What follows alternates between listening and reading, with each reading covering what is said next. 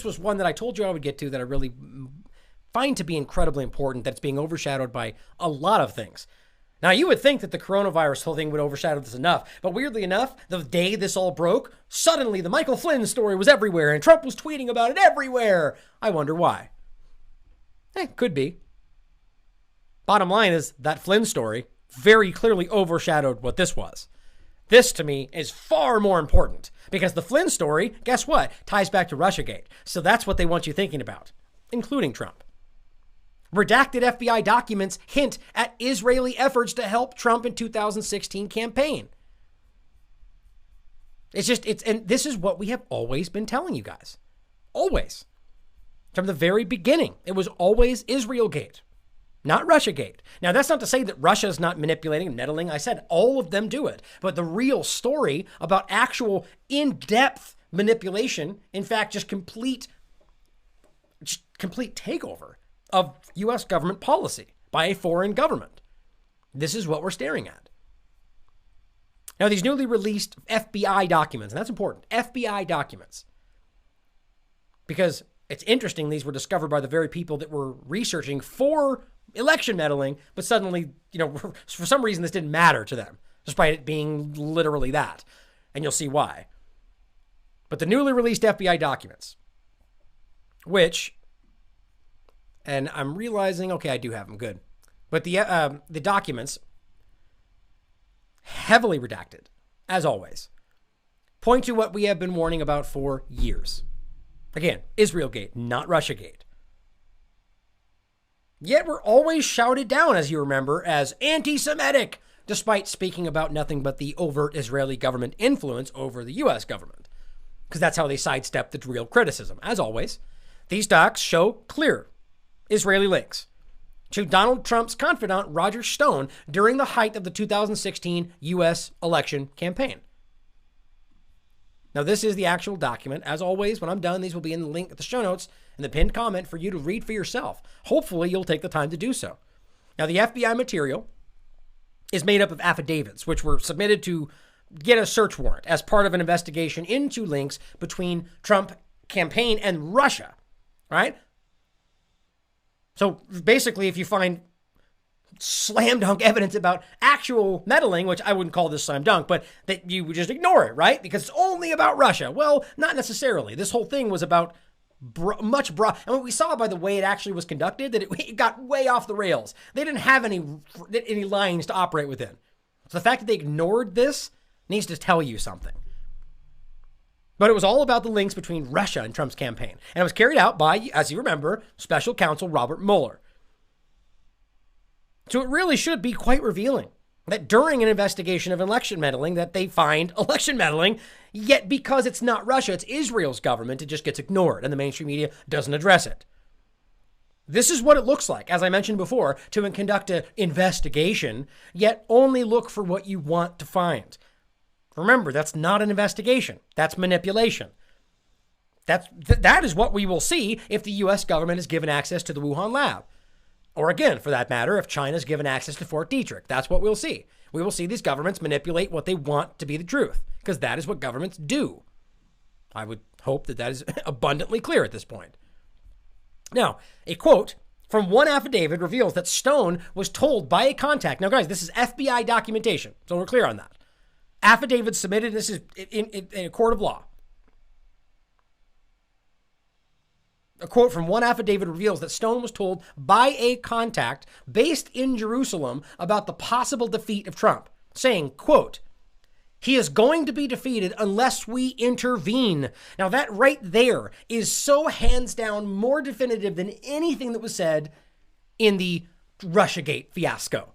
Now, a lot of those things that were said are also very obvious, that you can tell what they meant, that they didn't want him to be elected. But this, he's going to be defeated unless we intervene. I mean, guys, that is a slam dunk of election meddling. Now, the only reason I said it wasn't a slam dunk before is because you could argue that these are, these people lied about this or, whatever. But at the end of the day, it's not the fact that this is so incredibly profound, but the fact that they ignored it. The fact that the people investigating meddling came across obvious ties to Israeli meddling and just ignored it. They didn't even talk about it.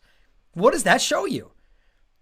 They said, this is a contact in Jerusalem. He's going to be defeated unless we intervene. We have critical intel, he says. The key is in your hands. Now, another series of references includes a meeting with a prime minister in Italy in 2016, though, of course, his name and nationality were redacted. Now, don't you think that if they really wanted the truth to come out, that they wouldn't redact these people who were meeting about intervening in the election? Yeah, but we don't care about that. Let's ignore their name, because I wonder who that prime minister was. Now, it reads, quote, on or about June 28th, 2016, name redacted, whoever that was, the prime minister, messaged Stone, quote, returning to D.C. after urgent consultations with a PM in Rome. Must meet with you Wednesday evening and with Donald J. Trump Thursday in New York City. Now, Israeli Prime Minister Benjamin Netanyahu was on a state visit to Rome at the end of June. Right? Perfectly lines up. Now, there could be another explanation. Could be. Hopefully you'll think for yourself about this.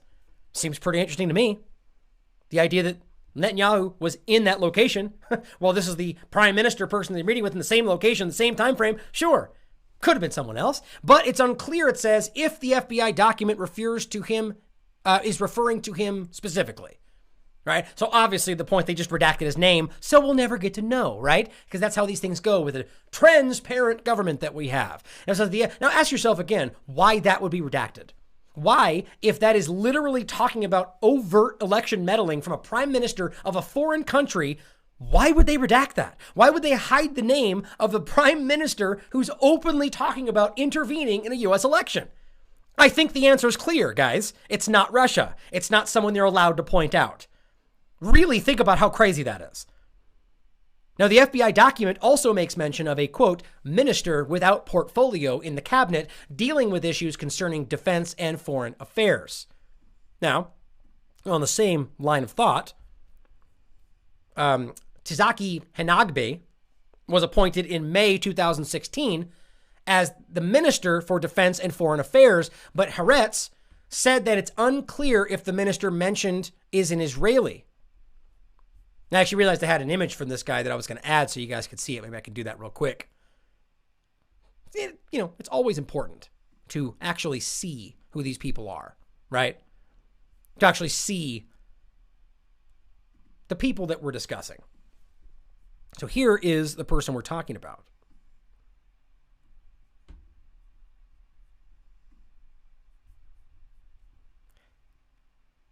And now it's Tzaki Hanegbi.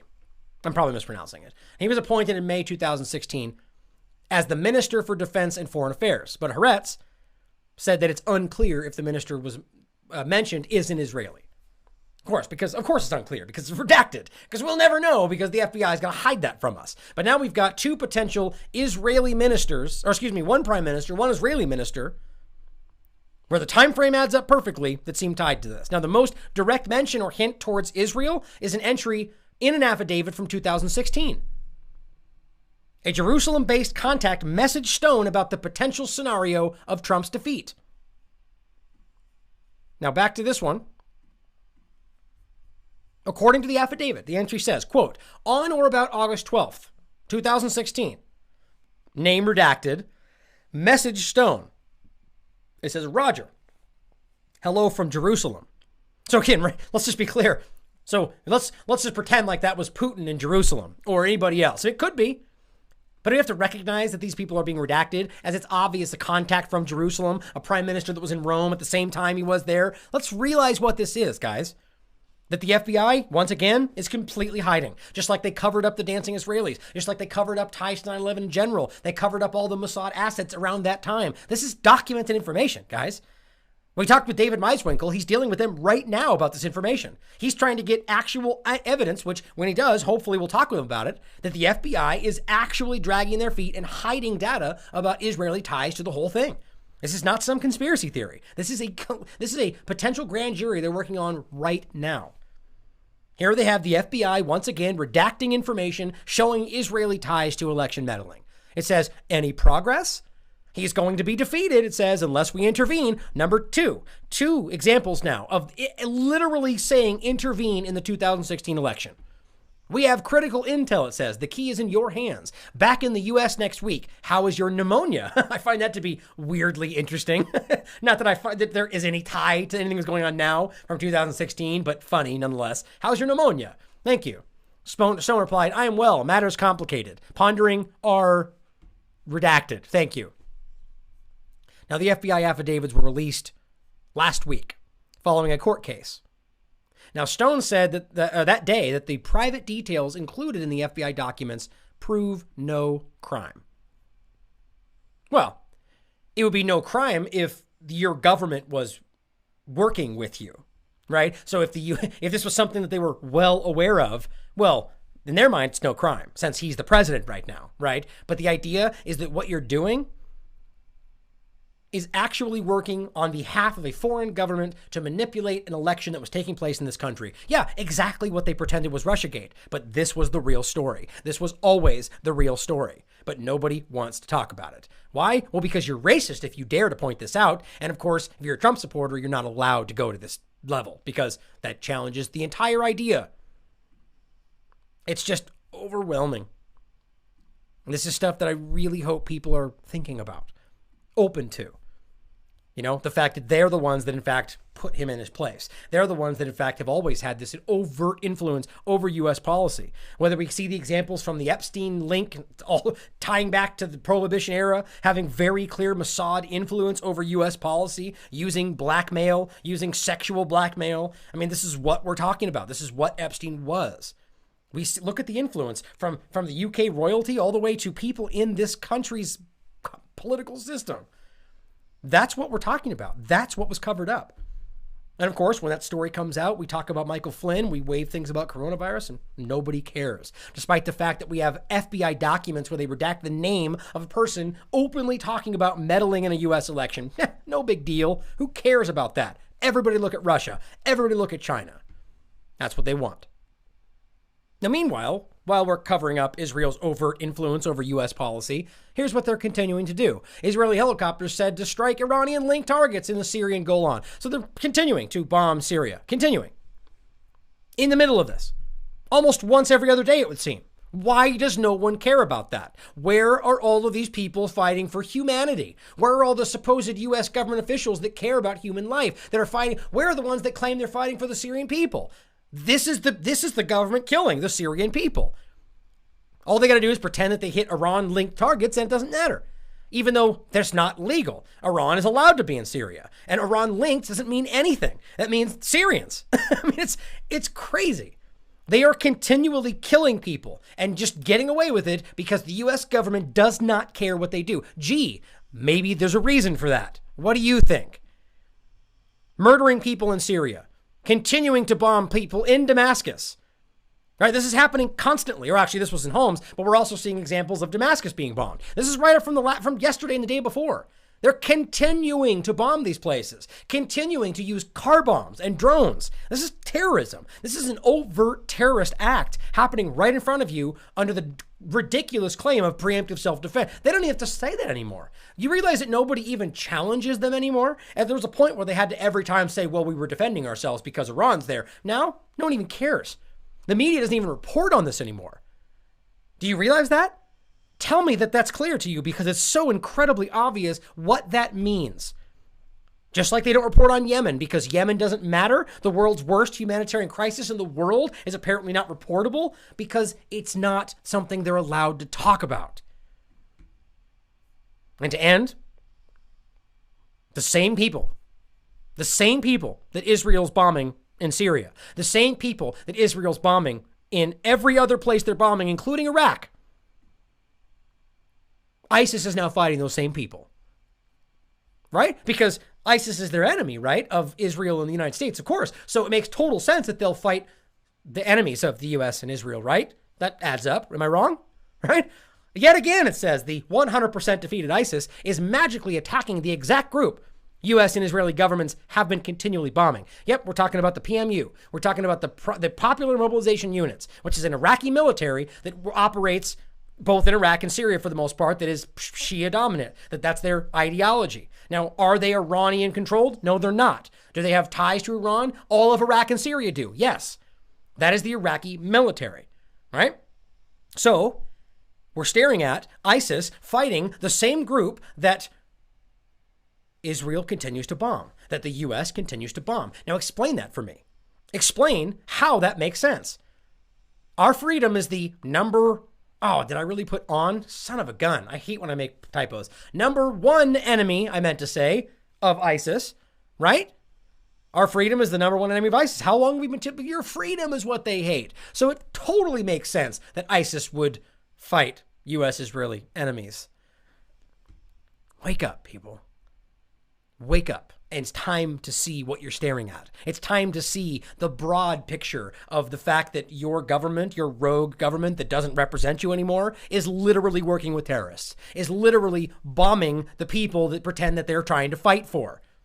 They are arming and funding and protecting and facilitating groups just like ISIS. That's why they're fighting their enemies. That's why they're arming Hayat Tahrir al-Sham and Al-Qaeda, the very groups that every single year they pretend attacked us on 9/11. They're arming them, verifiably so. Turkey is literally working with Hayat Tahrir al-Sham on its surface. You have people like Sky News embedding with Hayat Tahrir al-Sham. That's Al-Qaeda. They're not even hiding that fact. That's the group they still pretend to attack us on 9/11 every year. How does that make sense? It makes sense when you realize it's all a big illusion, that they are the ones actually causing the problems. And until we can realize that, until we can see past the two-party illusion that stops you from realizing that it's both sides and it's all broken, then it's going to continue. As always, it's on you. It's on you listening right now to realize that it's on you, to realize that you personally have to make a personal choice to stand back and not be swayed by the emotional, forceful comments of a politician. Don't be swayed by an interviewer that asks Trump about something and reports on it and act like that's a fact. Realize that the data is actually out there for you to look at. The information is there. All you need to do is think for yourself. Break out of the control. Until we can do that, they will continue to stifle the information. They will continue to delete people with impunity, because until we start seeing the illusion in front of us, until we realize the two-party paradigm is what turns us against each other, they'll be able to do it. They'll delete someone like David Icke, and one side will say, yeah, that guy's a propagandist, and no one does anything. Then they delete someone on the other side. The other side says, yeah, that guy's a liar. No one does anything. Until we can realize that it's all part of the same plan and we're on the same side, it won't change.